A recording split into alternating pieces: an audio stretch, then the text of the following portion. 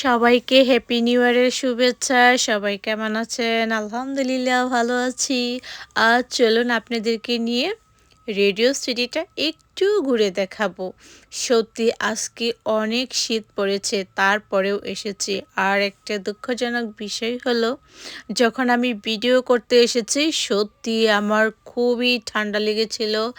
আর আমি hand gloves আনতে ভুলে গেছি। তারপরেও আপনাদের জন্য একটু সুন্দর সুন্দর সিনারি তুলে ধরলাম, আপনারা যাতে দেখে একটু হলেও আনন্দ পান। আর আমি তো অনেক পছন্দ করি ঘুরতে, যার কারণে আপনাদের জন্য একটু ক্যামেরা বন্দি করে নিলাম। দেখুন তো কেমন লাগে, অনেক সুন্দর লাগতেছে।